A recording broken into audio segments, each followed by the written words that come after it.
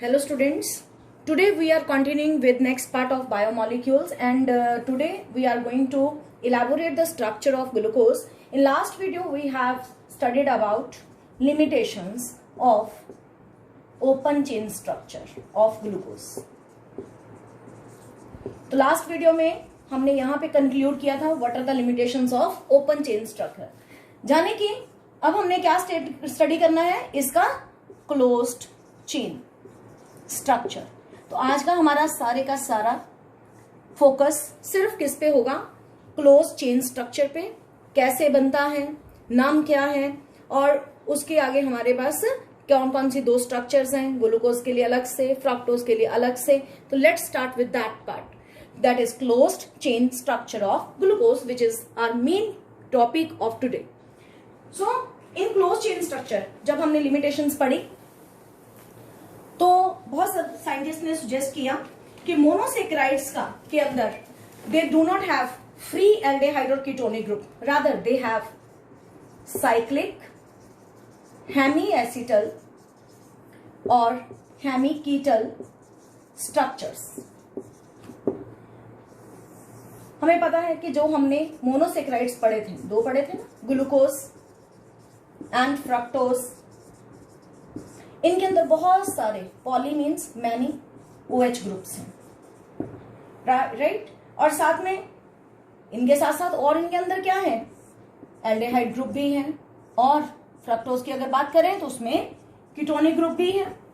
तो ये इस तरीके से आपस में जुड़े होते हैं कि they take the form of कौन से groups, OH groups, and in case of glucose with aldehyde, और इन कीटोन फ्रक्टोज के केस में कीटोन के साथ उन्होंने कोई कॉम्बिनेशन बना के किस तरह से आपस में बॉन्डिंग शो करके वो they take the form of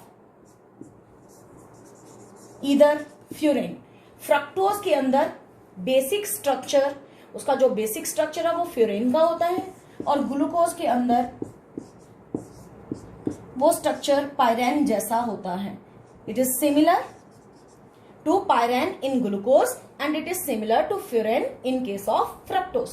ये दोनों फ्यूरेन और पायरेन ऑर्गेनिक केमिस्ट्री के मॉलिक्यूल्स हैं, कंपाउंड्स हैं, और इनका जो क्लोज्ड स्ट्रक्चर है जो कैसे बना, OH का कॉम्बिनेशन इधर विद एल्डिहाइड या उन्हीं OH ग्रुप्स का combination with ketonic group in fructose, वो रूप लेता है फ्यूरेन का, और इन केस ऑफ ग्लूकोज वो किसका फॉर्म लेता है, पायरेन का। जो उसका फ्यूरेन वाला फॉर्म है उसे हम फ्यूरानेस फॉर्म भी कहते हैं और इसको हम पायरानोस फॉर्म कहते हैं। इस फ्यूरेन के अंदर 4 कार्बन एटम है और 1 ऑक्सीजन एटम है, यानी कि टोटल 5 मेंबर्ड रिंग है। और पायरेन के अंदर 5 कार्बन 1 ऑक्सीजन, यानी कि 6 मेंबर्ड रिंग है। तो यहीं से हमारा शुरू हुआ। नटशेल हम क्या कहेंगे कि जो all the monosaccharides in the free state always exist in pyranose form। which form? pyranose form। whereas जो हमारे पास फ्यूरेन की है उसमें कौन सी फॉर्म होगी, फ्यूरानोस फॉर्म। और कंबाइंड स्टेट में जब हम कंबाइंड की बात करेंगे आगे जाके, फिर उनकी अलग अलग स्ट्रक्चर्स होंगी, लेकिन हमारा फोकस अभी सिर्फ पायरानोस और फ्यूरेन की स्ट्रक्चर फ्यूरानोस फॉर्म पे होना चाहिए। तो now I am going to take cyclic structures of glucose, पहले बात करते हैं, बाद में हम फ्यूरानोस की बात करेंगे। तो ग्लूकोज की स्ट्रक्चर्स क्या क्या है और वो कैसे बने। अगर हम पहले ग्लूकोज को ओपन चेन में, अगेन हम उसी एक्चुअली पहले ओपन चेन लेंगे, फिर हम उसी को ही आपस में बॉन्डिंग शो करने जा रहे हैं जो इंट्रामोलिकुलर बॉन्डिंग होगी। तो इसके अंदर की बॉन्डिंग कौन सी, क्योंकि बाहर से तो कुछ ऐड नहीं हुआ, इसलिए इंटरमोलिकुलर कोई बॉन्डिंग नहीं है। सारी बॉन्डिंग कौन सी होगी, इंट्रामोलिकुलर। कार्बन काउंट कर लेते हैं, 1 2 3 4 5 6। ये ग्लूकोज का ओपन चेन स्ट्रक्चर बना, राइट। ओपन चेन किसका, हमने बात की थी D+ ग्लूकोज। इस D का मतलब होता है कॉन्फ़िगरेशन और इस प्लस का मतलब क्या होता है, डेक्स्ट्रोरोटेटरी, यानी कि अगर हम इसे किसी मीडियम में रखेंगे तो ये इसका एंगल ऑफ रोटेशन क्या होगा, टुवर्ड्स राइट साइड। तो ये इस डी और इस प्लस का मतलब हमने पहले भी डिस्कस किया। अब हम बॉन्डिंग शो करने जा रहे हैं, जो कौन सा टाइप होगा बॉन्डिंग का, इंट्रामॉलिक्यूलर। क्यों इंट्रामॉलिक्यूलर? क्योंकि bonding with in the molecule होगी, दो मॉलिक्यूल के बीच में नहीं हो रही है। तो जो कार्बन नंबर 5, यहां से हमने बॉन्डिंग शुरू करवानी है। इसके OH को जरा खोल के देखते हैं। हर ऑक्सीजन पे ही वैसे 2 लोन पेयर है, पर हमने कौन से के उठाने हैं, कार्बन नंबर 5 और कार्बन नंबर 1 में बॉन्डिंग शो करनी है। कार्बन नंबर 1 का oxygen more electronegative, negative charge, carbon के ऊपर पॉजिटिव चार्ज, और यहां से इसका लोन पेयर पे इलेक्ट्रॉन डेंसिटी ज्यादा, वो किसको देगा, कार्बन को। और यहीं पे वो कार्बन के साथ क्या करेगा, बॉन्डिंग बनाएगा। और फिर उसके बाद ये H कहां जाएगा, यहां से तो लोन पेयर इधर चला गया, ये H इस ऑक्सीजन के साथ मिलके OH ग्रुप बनेगा। कैसे? 2 तरीकों से जुड़ सकता है, और यहीं से मैं आपको 2 क्लोज्ड स्ट्रक्चर्स ऑफ ग्लूकोज बताने जा रही हूं। तो कैसे बना पहला क्लोज्ड स्ट्रक्चर, जिसमें क्या होने जा रहा है, लेट्स सी। इसमें कार्बन नंबर 1 पे C, इधर H, इधर क्या हो जाएगा, अभी मैंने बताया H इसके साथ जाके OH, ये बॉन्ड सिंगल बॉन्ड हो गया। और जब क्लोज्ड बनना है, यहां पे दूसरा कार्बन बिल्कुल सेम जैसे पहले लिखा है, ये तीसरा कार्बन, यहां पे 4th carbon, 5th carbon, 6th carbon. 5th carbon का ये वाला O कॉमन होगा किस किस के बीच में, कार्बन नंबर 1 और 5 के बीच में। तो ये स्ट्रक्चर, ये जो बनी, जिसमें कार्बन नंबर 1 पे OH राइट साइड पे है, H इधर है, इसे हम अल्फा डी ग्लूकोपायरानोज के नाम से जानते हैं। Alpha D glucopyranose. ये स्ट्रक्चर सारी किसने दी थी, एक साइंटिस्ट था, फिशरमैन। तो फिशर प्रोजेक्शन फॉर्मूले के हिसाब से साइंटिस्ट का नाम है फिशर। हम इन स्ट्रक्चर्स को फिशर स्ट्रक्चर्स भी बोलते हैं, फिशर प्रोजेक्शन फॉर्मूले भी बोलते हैं। तो इस तरह से कार्बन नंबर 5 और कार्बन नंबर 1 के बीच में ये ऑक्सीजन कॉमन हो गया, और कार्बन नंबर 1 पे H लेफ्ट पे है, OH राइट पे है। जब इसका दूसरा फॉर्म बनाने जा रहे हैं, अगेन H ने तो यहां पे जुड़ना है ना, अब हम सिर्फ क्या कर रहे हैं, OH को इधर रख देते हैं, H को इधर रख देते हैं, बाकी सब कुछ सेम, ईच एंड एवरीथिंग बाकी स्ट्रक्चर में सेम आएगा। कॉन्फ़िगरेशन बस कहां पे चेंज हुई, कार्बन नंबर 1 पे, और 5 वाले का O फर्स्ट वाले के साथ कॉमन, यहां पे ये 6th नंबर कार्बन। आपने दोनों स्ट्रक्चर्स में फर्क देखा। इसका नाम क्या, beta D plus glucopyranose. Pyranose क्यों बोला, क्योंकि पायरेन रिंग बनने जा रही है, 1 2 3 4 5 कार्बन, 1 ऑक्सीजन, जो अभी हमने बात की थी पायरेन रिंग की। तो इस तरह से ये दोनों स्ट्रक्चर्स अल्फा और बीटा डी फिशर की ने अपने हिसाब से दी, इनका नाम फिशर प्रोजेक्शन फॉर्मूले के हिसाब से लिखा। और बाद में इनको इजी वे में लिखने के लिए एक साइंटिस्ट है हेवर्थ, वो आया, इन्हीं स्ट्रक्चर्स को उसने कैसे लिख के दिया, तो मैं वही आपको अब एक्सप्लेन करने जा रही हूं। तो उस साइंटिस्ट का नाम, जिसने क्लोज्ड चेन स्ट्रक्चर को और भी ढंग से अल्फा वाले को कैसे लिखा, ये देखिए। अभी हमने पायरेन रिंग पढ़ी, पहले पायरेन रिंग बनाई 6 मेंबर्ड, जिसमें 5 कार्बन और 1 ऑक्सीजन है। यहां पे ये बॉन्ड शो किए हमने, ये एक तरह से एक बॉन्ड ऊपर एक बॉन्ड नीचे। कार्बन नंबर 1 यहाँ पे 2 3 4 5 6 वाली जो लास्ट वाली है, जहां पे CH2OH है, ये यहाँ पे, तो CH2OH, ये 6 वाली कार्बन। तो 6 कार्बन ये पूरी हो गई, ओपन चेन नहीं अब आपने देखनी है, आपने क्या देखना है, अल्फा डी ग्लूकोपायरानोज को। कार्बन नंबर 1 पे क्या क्या लगा है, एक तरफ H एक तरफ OH, H ऊपर रख दो, OH नीचे रख दो। कार्बन नंबर 2 पे H OH, अगेन यहाँ H ऊपर OH नीचे। कार्बन नंबर 3 पे आप क्या देख रहे हो, OH ऊपर है H नीचे है, OH H। कार्बन नंबर 4 पे H OH, और कार्बन नंबर 5 पे एक तरफ CH2OH था और एक तरफ सिर्फ H है, H अंदर। तो ये है किस साइंटिस्ट के फॉर्म में, हेवर्थ फॉर्मूली बोलते हैं। और पेपर में ऐसे ही आता है कि draw Hayworth formulae for glucose, जिसमें ये कौन सा है, अल्फा डी प्लस ग्लूकोपायरानोज। तो ये दोनों स्ट्रक्चर सेम ही है, बस एक बनाने का ढंग अलग अलग साइंटिस्ट ने दो तरीकों से दिया। हमने दो तरीके से पढ़ा, एक फिशर प्रोजेक्शन फॉर्मूले के हिसाब से और दूसरा हेवर्थ फॉर्मूले के हिसाब से। अब हेवर्थ ने ही बीटा को कैसे लिखा, बिल्कुल सिंपल, आपको बिल्कुल वरी करने की जरूरत नहीं है, कुछ भी डिफिकल्ट नहीं है। यहाँ पे बिल्कुल सेम वही पायरेन रिंग, वही 5 कार्बन, वही ऑक्सीजन। सिर्फ कार्बन नंबर 1 पे आपने क्या देखा, इसमें आपने देखा था ना, यहाँ पे कार्बन नंबर 1 पे OH लेफ्ट पर है, H राइट पे है। जाने के जब हमने उसको ड्रॉ करना है, OH ऊपर बना देना है और H नीचे। कैसे, देखिए OH ऊपर H नीचे, बाकी सारी स्ट्रक्चर अल्फा जैसी same, no difference at all. तो यहीं से एक नई टर्म, ये दोनों स्ट्रक्चर्स दी हेवर्थ ने। तो पेपर में अगर क्वेश्चन आ जाए ड्रॉ हेवर्थ प्रोजेक्शन फॉर्मूली, ये दोनों आपको ड्रॉ करने हैं। इसका नाम क्या, यही बीटा डी प्लस ग्लूकोपैरानोज। और क्यों बीटा क्यों अल्फा, क्योंकि कार्बन नंबर 1 पे H ऊपर OH नीचे, और यहाँ 1 पे OH ऊपर H नीचे। इन दोनों फॉर्म्स को का आपस में रिलेशन क्या है, आपस में इनका रिश्ता क्या है, तो आपस में इनका रिश्ता है, they both are called anomers. तो व्हाट आर एनोमर्स, बहुत इंपॉर्टेंट क्वेश्चन है। Anomers are the two cyclic structures which differ only in configuration about one carbon atom, that is carbon atom number 1। Glucose के case में carbon number 1 पर configuration का change होना किसको rise करता है, एनोमर्स को। और कार्बन नंबर 1 को हम क्या बोलते हैं, carbon number 1 is called anomeric carbon. Carbon number 1 is called anomeric carbon.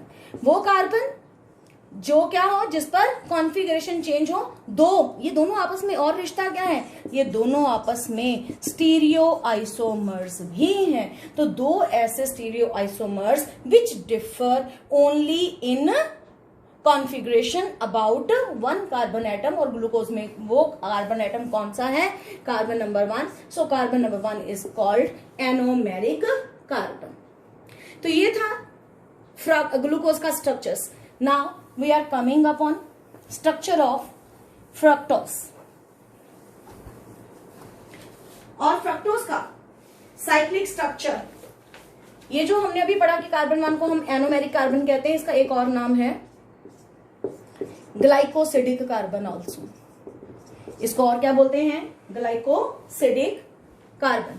तो इसका डेफिनेशन क्या हो गया, a pair of stereo isomers which differ in configuration only around C1। और एक ही कार्बन एटम के इर्द गिर्द, यहां 1 कार्बन एटम ही लिख लो, 1 कार्बन एटम, और ग्लूकोज के अंदर वो कार्बन एटम कौन सी है, 1 नंबर वाली। तो अब हम किसकी पढ़ने जा रहे हैं, फ्रक्टोज की। तो फ्रक्टोज के लिए हमने फ्रक्टोज के स्ट्रक्चर को कैसे प्रिपेयर करना है। जब फ्रक्टोज की बात करते हैं, फ्रक्टोज को दूसरा नाम होता है फ्रूट शुगर।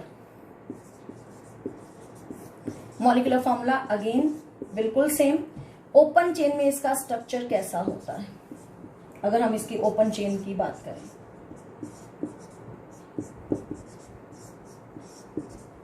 इसमें भी कार्बन नंबर 3 पे OH इधर 1 2 3 4 5 6। तो देख रहे हैं स्टूडेंट्स, कार्बन नंबर 3 पे OH लेफ्ट साइड पे, बाकी सब में राइट साइड पे।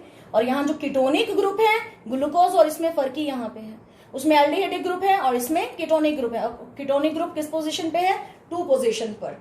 अब हमने यहां पर again carbon number 5, carbon number 5 कौन सा है, ये वाला, इसका O लेना है जिस पर लोन पेयर ऑफ इलेक्ट्रॉन्स। इसका ऑक्सीजन अगेन मोर इलेक्ट्रोनेगेटिव, ये वाला, इस पे नेगेटिव चार्ज। और ये वाला बॉन्ड जो O के साथ, ये वाला जो लोन पेयर है, वो कहां जाएगा, इस कार्बन के पास, जिस पे कौन सा चार्ज आ गया, पॉजिटिव चार्ज। क्योंकि कार्बोनाइल में again oxygen is more electronegative, double bond के इलेक्ट्रॉन शिफ्ट हुए, नेगेटिव चार्ज आया, कार्बन पे पॉजिटिव चार्ज आया। ये इलेक्ट्रॉन रिच सेंटर जो कि कहां पे अटैक करेगा, जहां पॉजिटिव चार्ज है। तो अटैक का समझ आया आपको पहले कैसे होना है। अब जब अटैक हुआ उसके बाद अल्फा और बीटा कैसे बनने जा रही हैं इसके भी देखते हैं। तो हुआ क्या, यहाँ पे ये वाला कार्बन जिसके इर्द गिर्द हम करवा रहे, तो यहाँ पे ये H इस O के साथ क्या बन जाएगा जाके OH, और दूसरी तरफ क्या आएगा ये CH2OH। फिर आगे क्या आया, carbon number 3 COHH, carbon number 4 इधर OHH, carbon number 5 OH। Carbon number 5 से तो बॉन्डिंग है हमारे पास, तो हमारे पास बॉन्डिंग कैसे हुई, ये हुआ, ये ऑक्सीजन कॉमन और ये बना कार्बन नंबर 6। तो ऑक्सीजन कॉमन आ गई, कितने मेंबर रिंग बनी, 1 2 3 4 कार्बन एक ऑक्सीजन, यानी कि टोटल।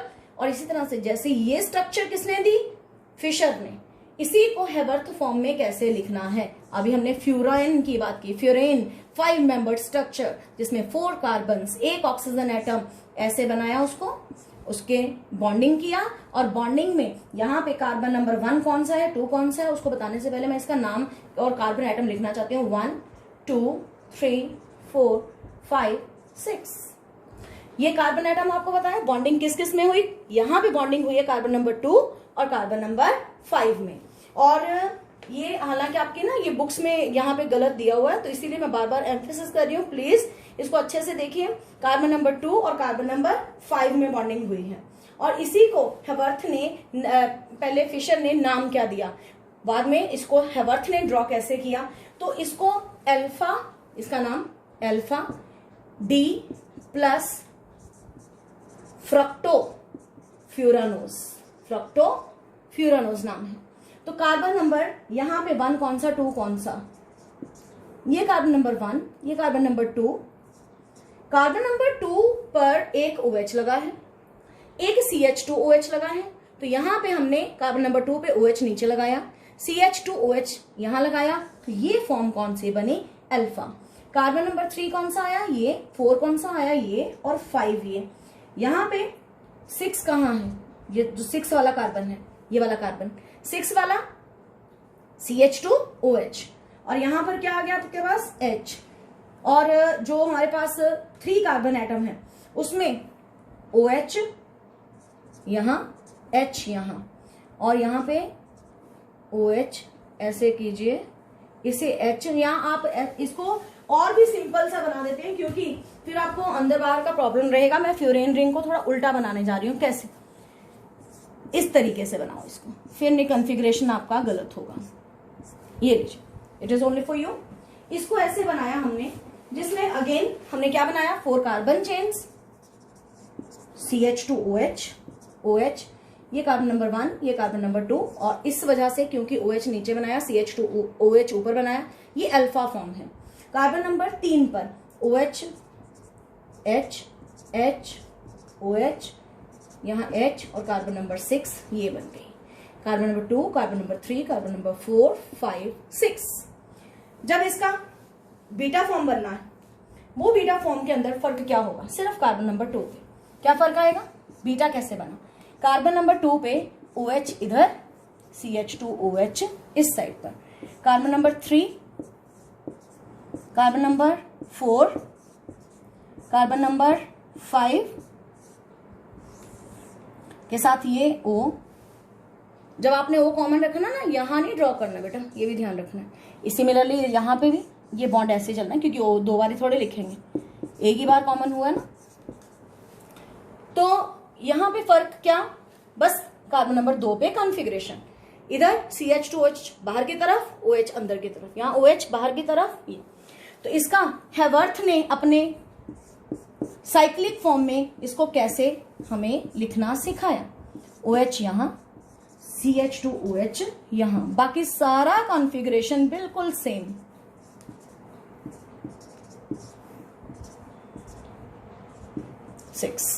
तो ये है बीटा, बाकी नाम सेम, D प्लस फ्रक्टोफ्यूरानोज, और ये दोनों भी आपस में क्या रिलेशन, एनोमर्स भी हैं, स्टीरियो आइसोमर्स भी हैं, पर एनोमेरिक कार्बन कौन सी है? कार्बन नंबर 2, ना के कार्बन नंबर 1। जो कार्बन नंबर 2 है ना बच्चों, वही एनोमेरिक कार्बन है, आप देख रहे हो, क्योंकि 2 पे ही कॉन्फ़िगरेशन का डिफरेंस है और कहीं पर डिफरेंस नहीं है। तो ये दोनों की क्या हमने बताई है?